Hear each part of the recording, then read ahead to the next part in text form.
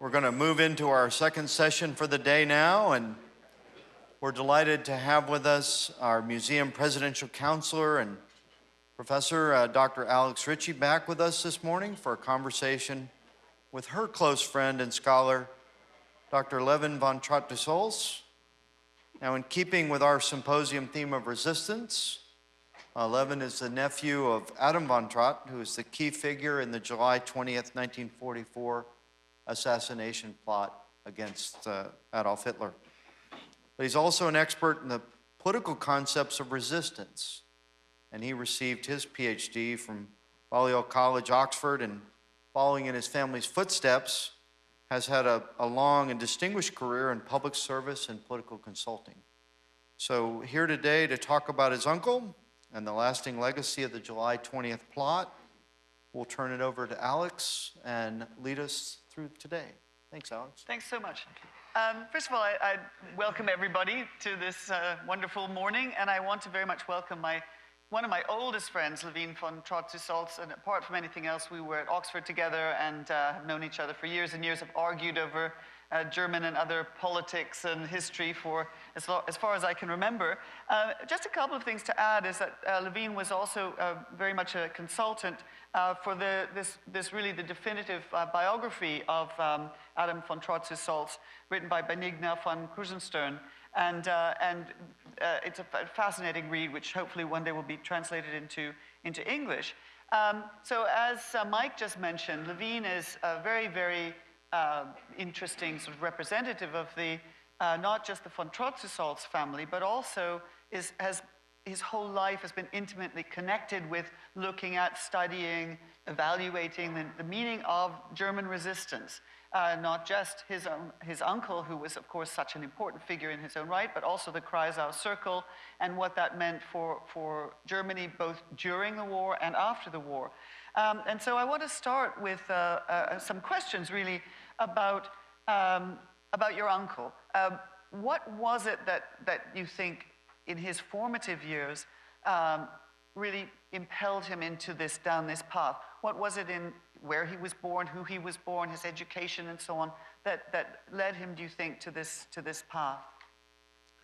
Well, his parents were involved in politics. His father was the Prussian Kultus minister, the ministry, he was the minister for Kultur in the late Kaiserreich from 1919 to 1917.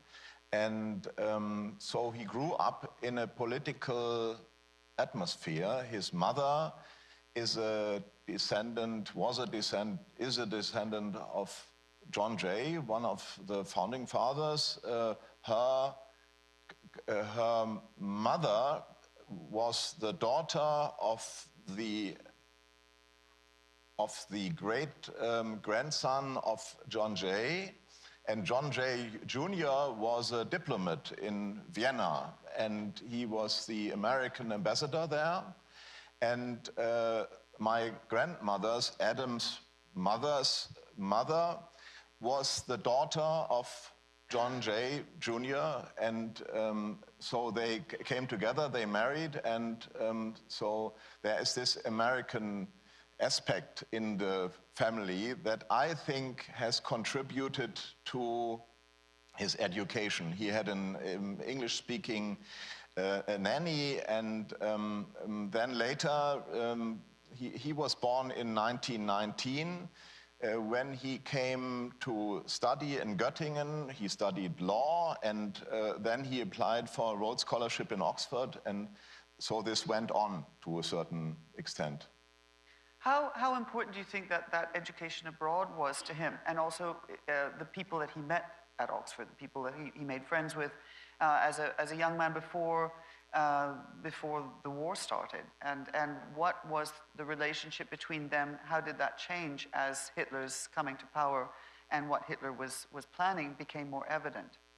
It started actually in 1928 when he, through his mother, who was connected to the International YMCA, was invited to a conference in Geneva, where beside other people, Mahatma Gandhi was appearing. And he was only 19, but he there was feeling the importance of international cooperation. And especially for his generation, he thought we must keep peace after the war, and we must sustain it.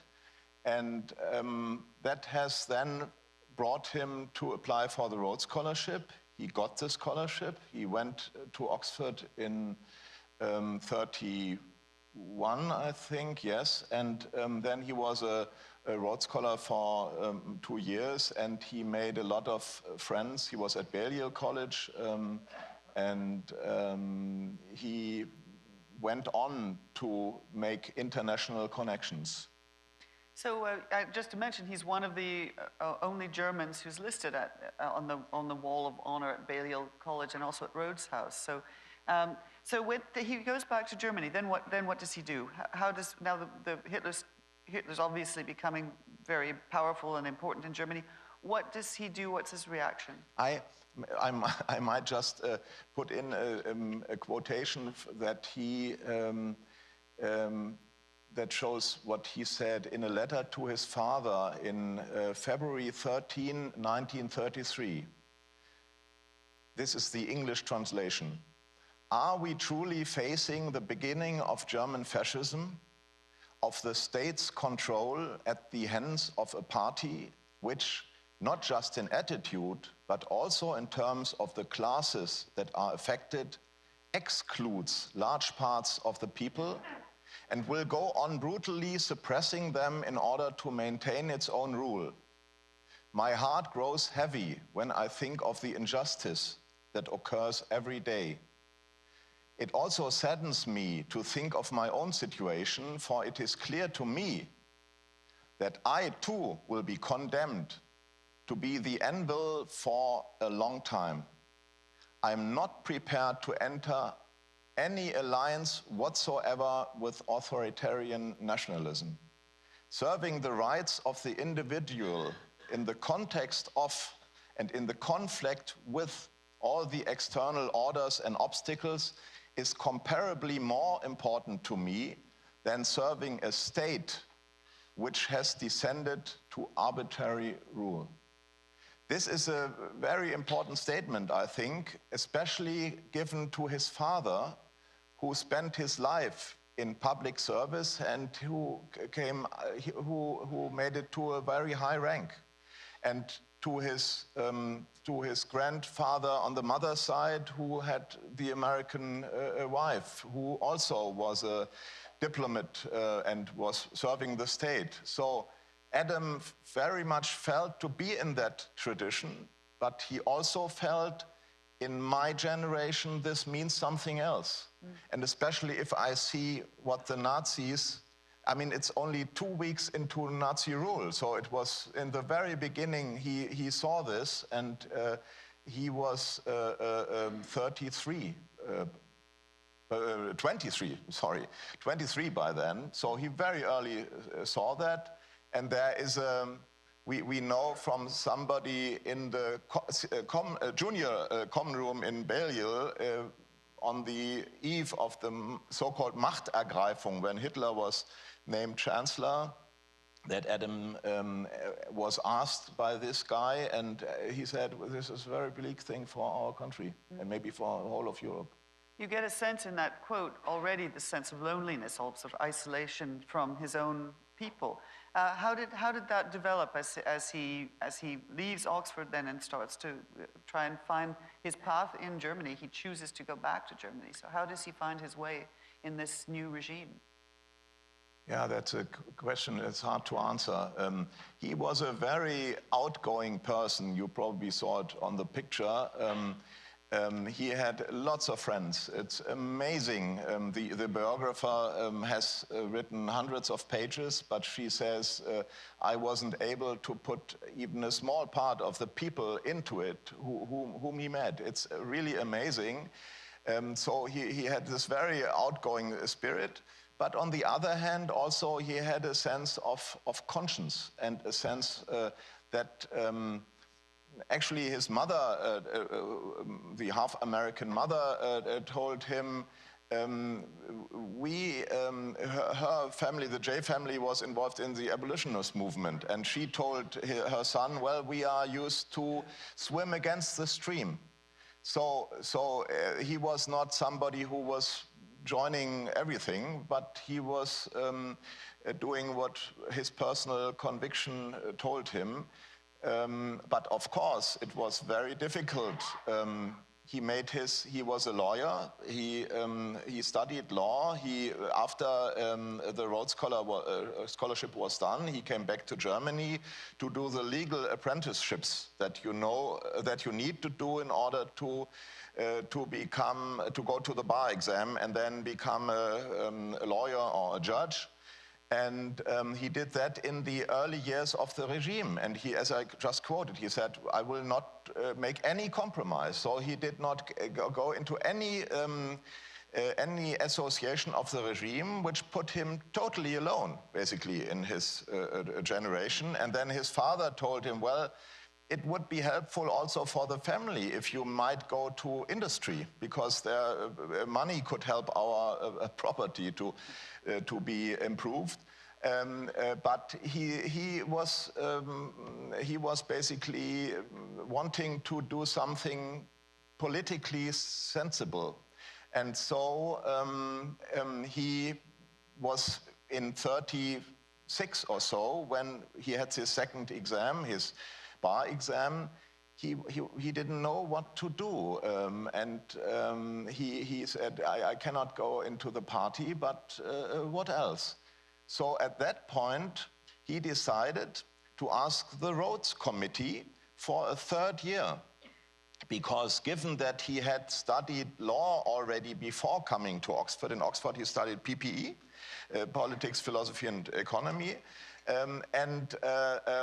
normally it's a 3-year thing, but he could do it in 2 years because he had the exam, the German exam already. And then the Rhodes Trust, Lord Halifax and the other guys in the trust said, well, okay, what do you want to do? And then he said, I want to go to China, because he was convinced that the Asiatic world would be very important to us in the future. We have learned in this conference, or I have learned in the conference, a lot about that world. And of course, in our days today, it's very easy. But imagine the 1930s in Germany, a German who wants to go to China. But that's actually what he got the Rhodes Committee to agree to, which also shows his ability to convince people to, well, okay, let's send him to China. So he, in 1937 and 8, he spent a year in China. On the way to China, he went through the US. He visited his family in New York, and he was seeing lots of people. He was improving his connections. After all, now he was 28. I mean, it's amazing how young he was in all these activities. And then he went on to China, and he studied Chinese philosophy and Chinese law. He wanted to understand the Confucian system, the Chinese tradition. And of course, as you are aware of, it was the middle of the Chinese or the Japanese-Chinese war. So he got involved in this whole thing. It's an adventure in itself. It's described in this book, and it's described in this brochure here, of which we have lots of copies outside. I'm happy to sign them if somebody wants to have it. So after China, how does he end up working for the Foreign Office in Germany? What happens? What's the sort of trajectory of the, in a sense, a compromise with the regime, in fact, in a way? yes, as I mentioned, he was in opposition to the regime from the first day. But this was it was not a silent opposition, as he said, well, I don't want to go into the party, so it was clear to the officials that he was not in favor of the regime, but he was doing his own stuff. But then when he came back, it was around the Munich time, 38. He came back because his father had died, and he had to take care of the property. Then he decided, or he was looking about how could he go into a sort of active resistance. And there were some in the military. There was actually in the German Roads Committee, there was the Minister Schacht, who was close to military people, and then of course there was the connection to Haften and Moltke, who brought which brought him to the Kreisau Circle. So when did he start to move from that very that sort of transition from opposition to resistance? What does that look like?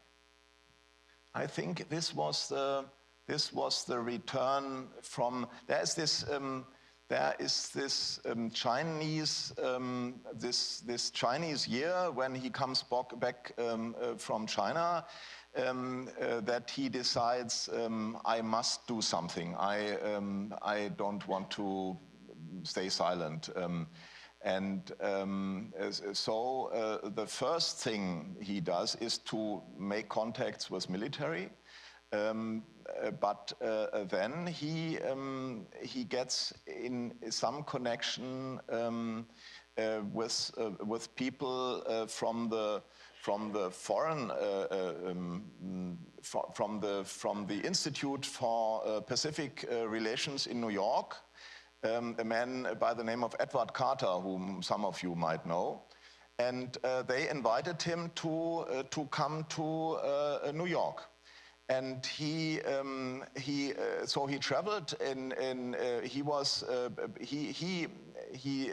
how do you say, he was basically volunteering for the war, but then in order to hat sich gemeldet, dann zurückgestellt zu werden. Yes, Can you translate that? He signed up so that in the end he could pull himself up. Right, so it was a trick basically, and so he basically did his patriotic duty to sign up, but then they allowed him to travel to the US. And in the US, Felix Frankfurter thought, well, this and others, this cannot be a good intention. This must be a Nazi, because who comes to the US on a sort of it was not an official tour, but how can that be? And so the FBI was behind him. There were 46 agents assigned to him, and permanently two. And it's like in the movies.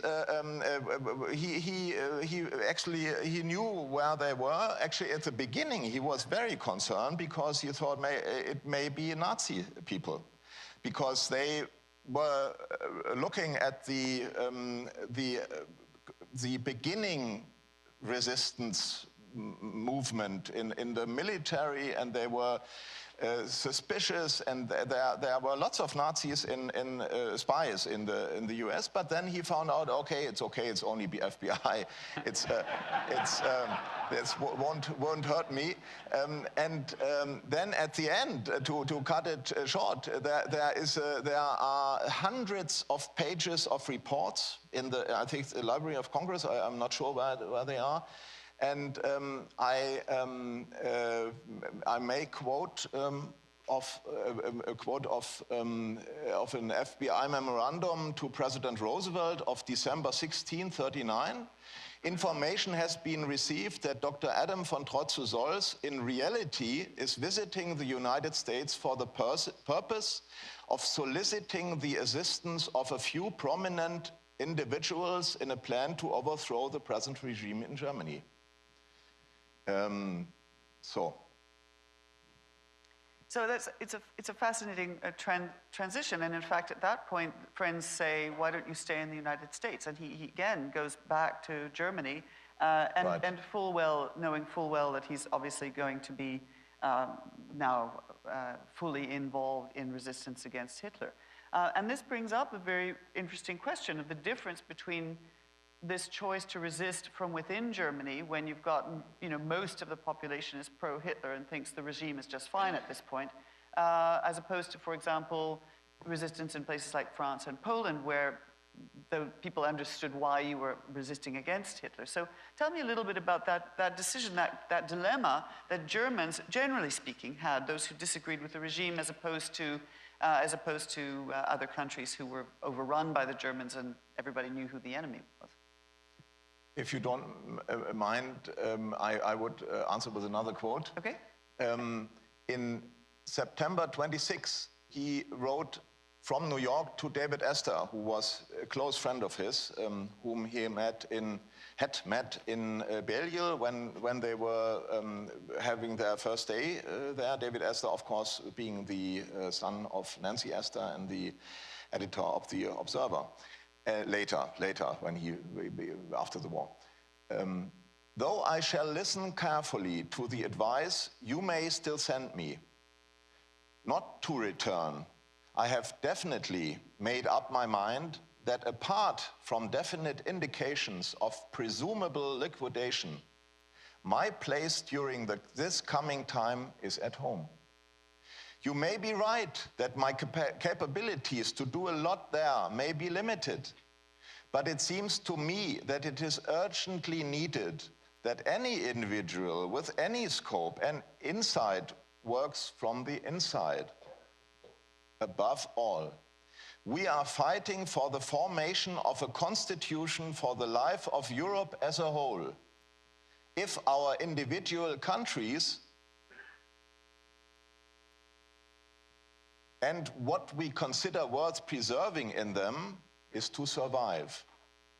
So I think he was in a very heartbreaking situation, because there were lots of people who were suggesting him to stay in the States. And he was already in cooperation with the Institute of Pacific Relations, and he had other opportunities, and he could have stayed in Britain, where he had lots of friends, and many asked him to do so. But his feeling was, it is my country. My country is doing these things to the world and to its own minorities, and to suppress people. And so I feel maybe also, at least subconsciously, we talked about Freud, by the parental patriotic spirit, I have to do sort of state service, as he said in 1933, in the way that I, Adam, conceive it to be necessary now, mainly to oppose a regime that is enemy to everything I or he believed in.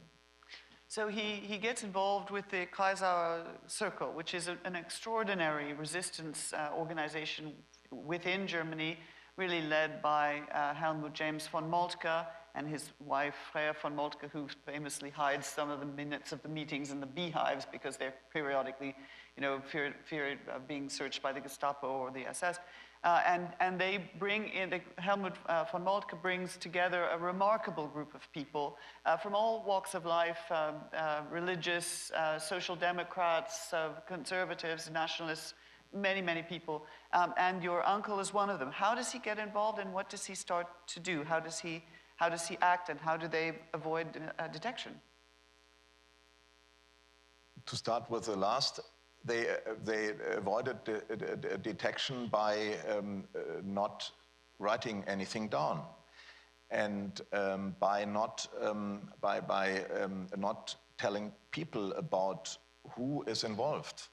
So they had a conspirative system where everybody who was consulted, for example, the man whom I wrote a dissertation about, who survived because he was not found in the research of the SS after the 20th July plot. He was consulted by Moltke. Moltke talked to him because he was a professor in Breslau of public law. And Moltke asked him about how the planning for local government after the war and for culture, for the cultural sector, for education, for school, for university, all the very important thing to basically get rid of the poisonous Nazi ideology.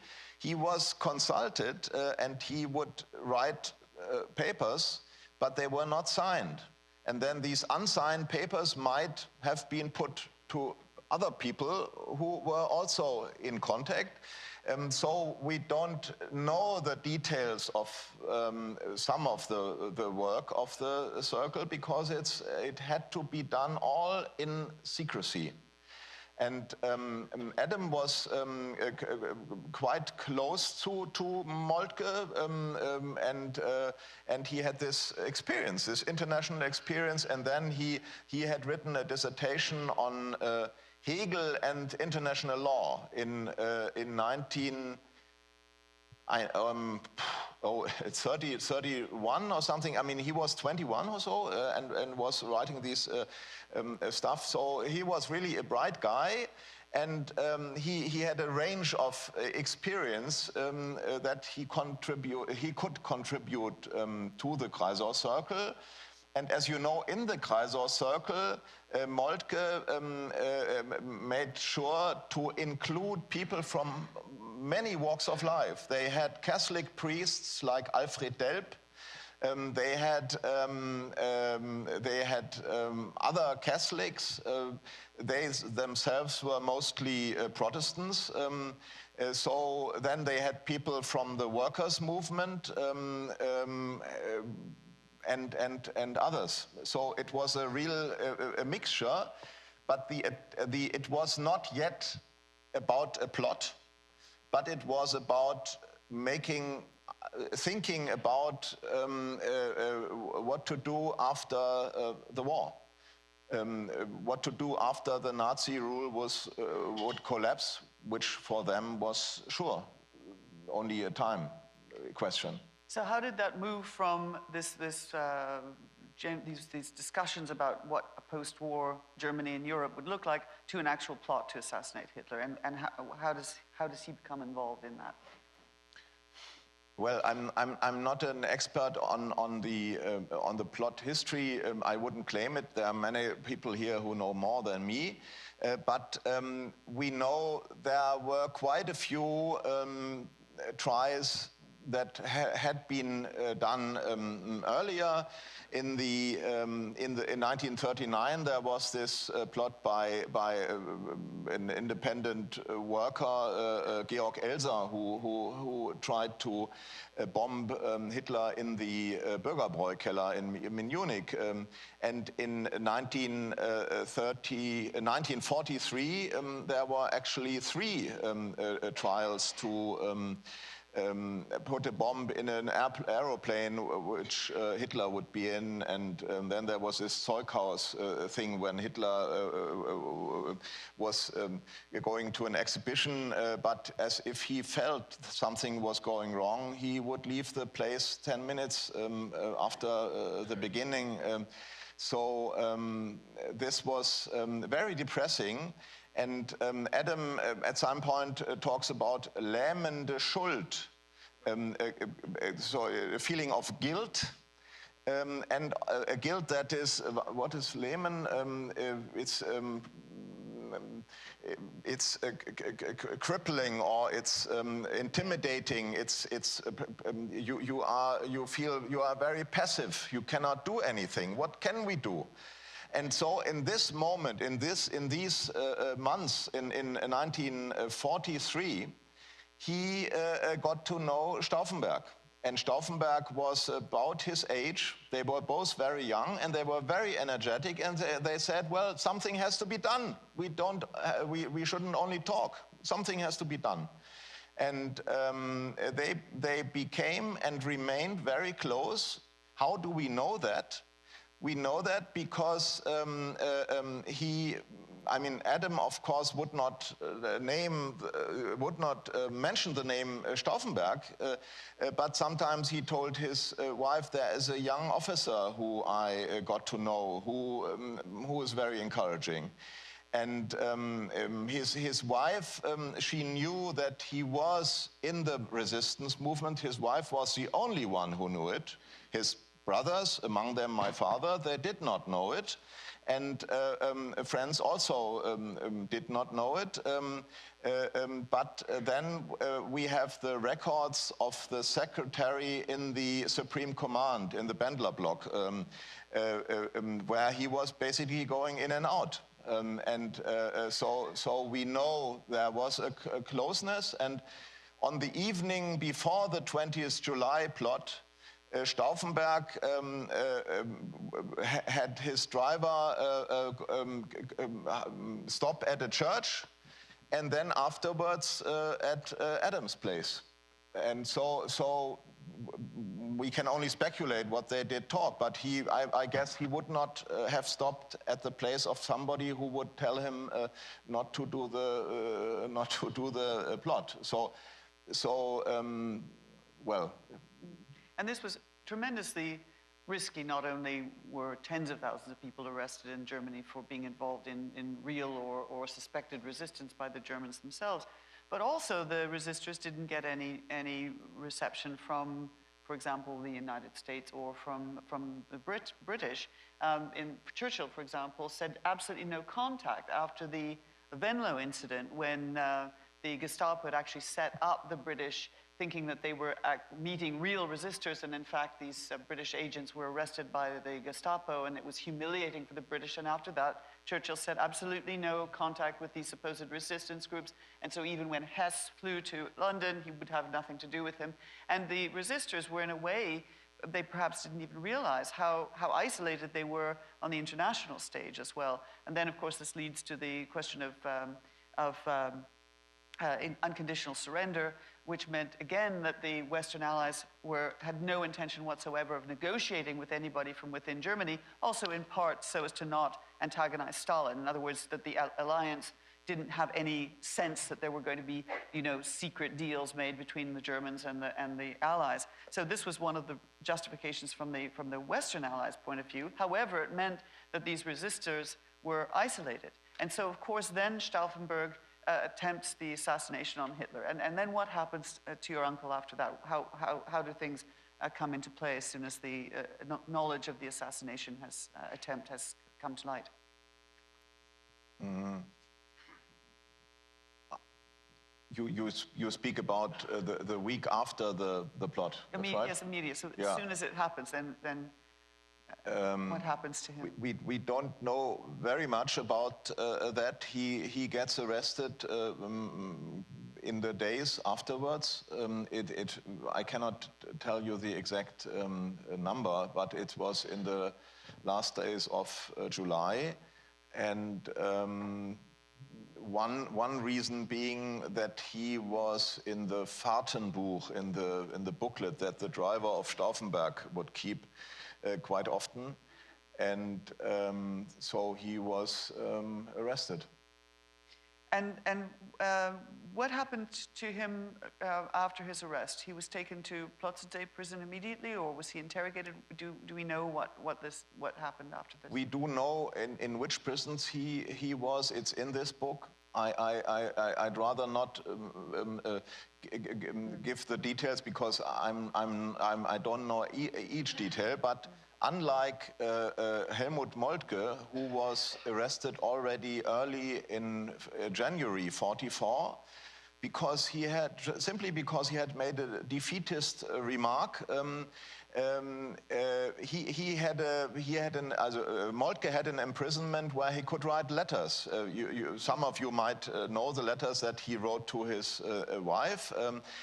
Whereas Adam was in absolute isolation. He was in an SS prison, and there was no priest, there was no cross, there was basically nothing. And so this was a tough time, and of course there was torture, and in the process, in his process, in front of the Volksgerichtshof was the famous Freisler, which was in August 15. They had a protocol of about 100 pages.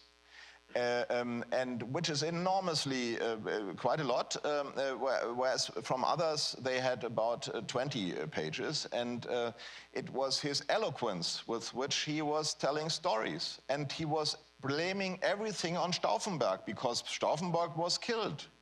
So but still he was fighting to survive in a way. So he was talking about the defeatism of Stauffenberg, and that he liked Stauffenberg, but this man he was so defeatist, and he didn't believe in the Endsieg and all this kind of stuff. So there is a lot of talk in the protocols, but he did not name a single further person. So. And so he must have had the tactic of blaming Stauffenberg and then trying to say, I was working, we didn't talk about that, I think. He was working for the Foreign Office, for part of the Foreign Office since 1940. Which was for him a way to get into official contacts. And he made travels all over Europe, and they were covers for his talks with opposition resistors, be it in Sweden or in Norway or in the Netherlands. All these things were not recognized by the Nazis because he was very clever in covering up these things. So he is brought in front of the Volksgerichtshof and is sentenced to death.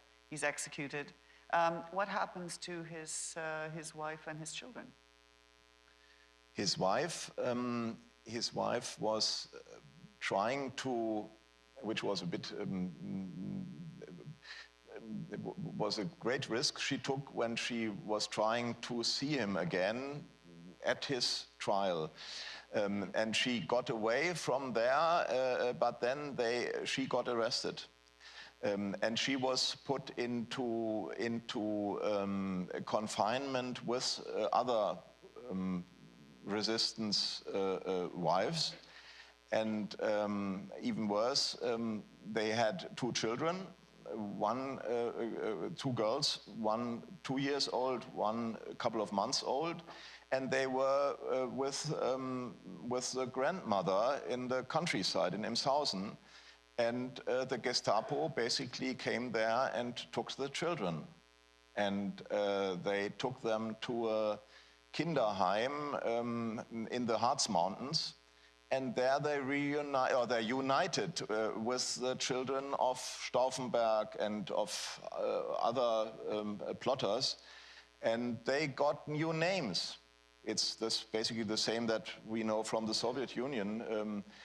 Or now from Russia, that they take children and then they put them in a place and they try to give them new names and to change them and probably give them to SS families at some point. So with hindsight, the sort of shocking thing perhaps is that when the announcement of the assassination attempt against Hitler was released, there was a spike in support for Hitler. There was a sense that, you know, these traitors to Germany had tried to kill the great Führer, as it were. How does that work out after the war? I mean, in the immediate aftermath of the war, the families were still seen as traitors by many people in Germany. And how did that eventually change? It took a long time to change. It took a long time to change. For example, in the small village Imshausen, where the family was sitting, there is in the church, of course, a plaque for those who fell in the war, and they didn't put Adam on that. And the argument was, well, he wasn't a soldier. He was put onto that I think in the early 2000s. So that's one explanation. All the brothers, my father and the eldest brother, they put up a large cross on the hill. And there was a saying, probably not by everybody, but somebody said, well, let's put the brothers on the sides of the cross. So there was still a lot of enmity towards those who were against that for what their own fathers had died. And they just couldn't understand how could they do that. To go against the government that was fighting an existential war in the East and everywhere else. And so this took a long time. The numbers are quite known, and of course it contributed the way in which the Allies treated Germany. People realized they are not like what the propaganda told them. And of course, the world changed. Germany was totally destroyed and had to be rebuilt, and would never have been able to rebuild without the Marshall Plan. And so these whole things, I think, contributed to the change. And so by the 1950s already, you know, in places like West Berlin and West Germany, certainly. In the East Germany, the resistance fighters mentioned were only the communist resistance fighters, of course, because in keeping with the communist regime. But in the West, gradually you started to see Moltkestrasse and the von Trott, Solz was named, and street names and areas as well. And also the Bender block became a site of a memorial site, and is now today a large resistance center. This is the Bender block where Stauffenberg, for example, was executed in the sort of courtyard on the night of the 20th of July, and it has become a big center for memorial, not only of the Kreisau Circle and the resistance of the Stauffenberg plot, but also a whole swath of resistance in Germany throughout the war. So what do you think? This is the last question, and we're going to throw it over to Q&A. So, just what's your perception now in Germany of where the plotters feature in the sense of German national identity? I think now things have changed fundamentally. There is a appreciation of the 20th July. The Bundeswehr has a public Zapfenstreich and the oath-taking of young recruits on the 20th July, which is quite a step for an army to take the tradition of an opposition against the order. So I think that's a symbol for what has changed, and also the general public now has a favorable view.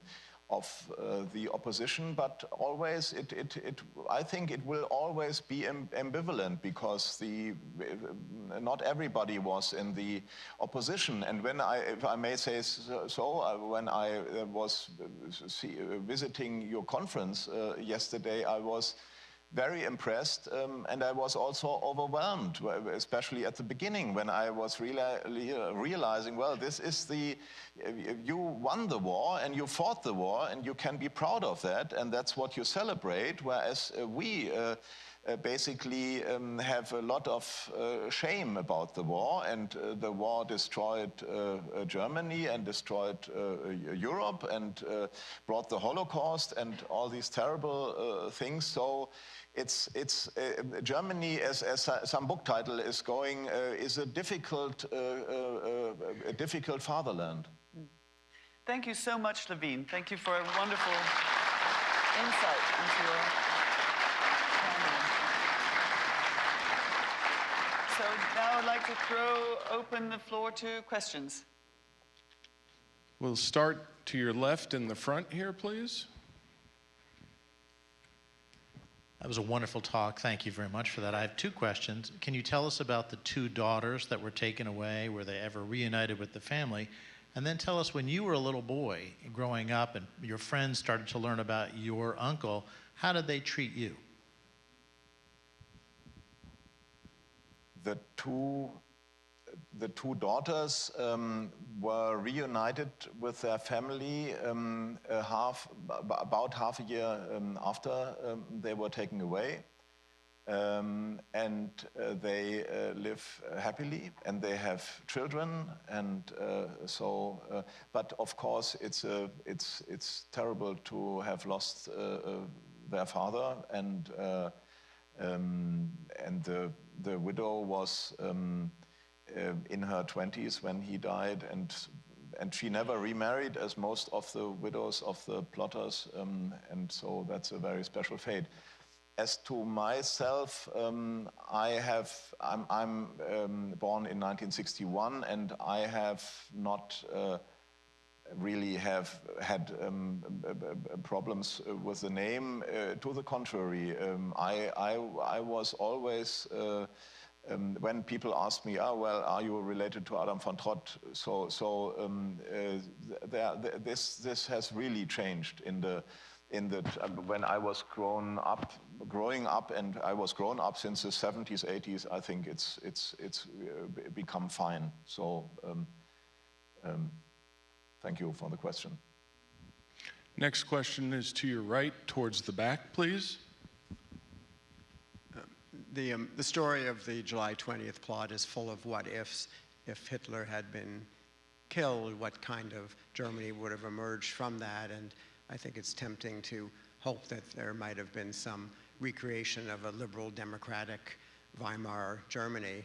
But I think there's also a contrary argument that, in a certain sense, creating the modern Republic of Germany, which is one of the most admirable democratic states of the whole post-war period, was, in order for that to really happen, you had to ultimately expunge everything out of German society. And then the 9 months after the July 20th plot were the cataclysm of Germany, and hundreds of thousands of more dead German civilians, military, Jews who had not so far survived, and you get to the, I think it's Stunde Null, the 0 hour, when Germany is totally decimated, and that, in a certain sense, was a necessary foundation to create the modern, very admirable Germany. I happen to be a German citizen. I'm actually proud of what Germany has been in the last 50 years. So I wonder what your thoughts would be about that. I totally agree. I just want to leave it at that, if you don't mind. Next question is going to be with Connie, to your left. Levin, I wonder if you could give us some more specifics on Adam's activities prior to the actual July 20th plot, and what responsibilities he was going to have afterwards. For example, obviously the military people were supposed to arrest the SS. Some people were going to be new government ministers, take over local authorities. I was wondering if you could tell us any more about what Adam's role was. As to the last question, there were some lists were found that they were circulating about who could be in the government. And in one of them, he is supposed to be undersecretary in the Foreign Office. As to the other point, his active resistance, after he went from the U.S. stay in 1939 back to Germany, he got an offer by the Foreign Office to be not a diplomat, not a regular diplomat, but a member of the Informationsabteilung, which was the Foreign Office was growing very much due to the occupation and all that. And this Informationsabteilung, information department, was dealing with countries like the US, UK, and Asia. And he, at that point, was able to travel in the neutral foreign countries like Switzerland, Sweden, Turkey, and thereby he could talk to people who were interested in getting to know ideas of the German resistance movement, and he could make connections. And he was trying to build up connections to finally convince the Allies that it would make sense to get away with the unconditional surrender policy, because the unconditional surrender policy was basically blocking the military. And the military was the only force who would have been able to do something against against Hitler. And yesterday somebody mentioned Manstein with great respect, and that's very fair. But Manstein made the comment when he was approached by Stauffenberg's friends. He said, "Ein deutscher General putscht nicht." A German general doesn't involve himself in a putsch. So things have two sides. And they basically were left alone. But you ask for his further work. He was also assigned by the Foreign Office to support the Indian nationalist Bose, Subhandras Bose, who was in Berlin, and he was in Berlin because he was trying to get the Nazis to support his struggle against the British. So the enemy of the enemy is the friend. But after Rommel collapsed in the El Alamein theater, this was done, and so they still put up an Indian legion in the Wehrmacht. And as I learned from Ben McIntyre yesterday night, it was prisoners of war who at least partly were put into that legion. And if I may mention that, my father was put into that unit. He used to be a private in Russia, on the Russian front, and of course the family was very concerned about that. And then Adam's elder brother said, "Well, can't you do something for our Heini," which was my father? And he said, "Well, what do you think? It's a war," and so forth. But then he was in charge of this battalion, and he managed to get my father to an officer's Lehrgang, officers Right. teach, and then he went into that legion, and The unfortunate thing is, of course, it was still a Wehrmacht legion, and they were used to fight partisans first in the Netherlands and then near Bordeaux. And after a while, in the summer of '44, my father deserted from there to the Maquis. And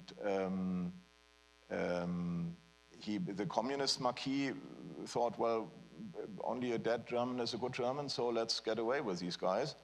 But then there was a liaison officer of de Gaulle, a British, and he said, oh, I know Adam. So his life was twice saved by his brother, and then he, you didn't ask me, I'm sorry, but it's part of the story.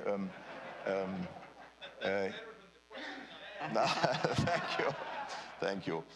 He got to Ascot in a POW camp, and he could come home in '46. And if he wasn't able to come home, of course, I wouldn't sit here. So. To your right, all the way in the back, please. Thank you for a marvelous presentation.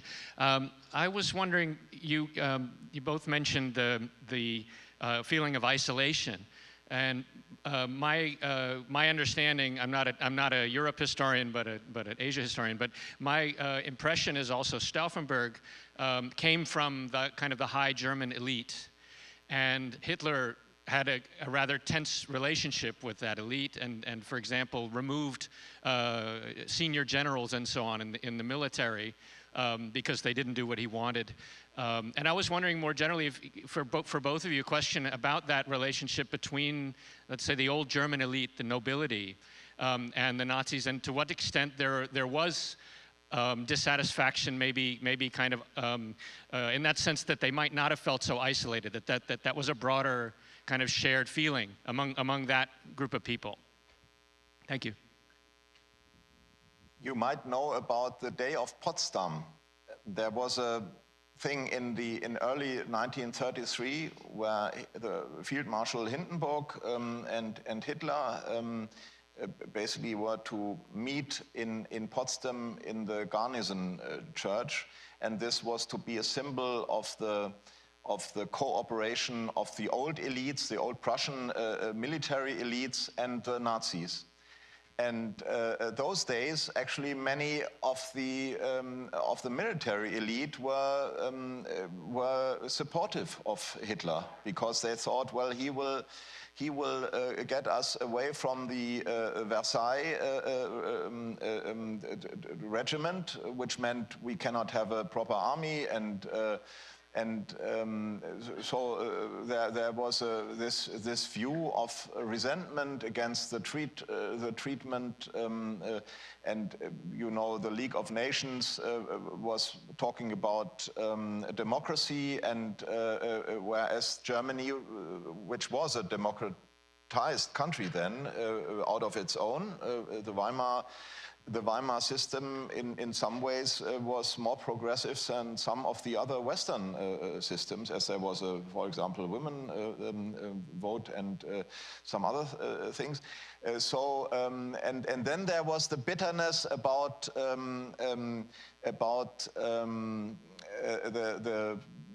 the theories they used to blame the communists and the Jews for the loss of the First World War, and this kind of thing was meandering in the German society, and it also inflicted the old elites. And so I agree, there was a lot of support for the Nazis, although they were feeling much superior, and they found these hordes rather disgusting, but they do a job for us. And it took time for people like Stauffenberg to change their mind during the 30s and sometimes even the 40s. Ladies and gentlemen, Alexandra Richie and Levin von Trott. Thank you very much for a wonderful presentation, conversation.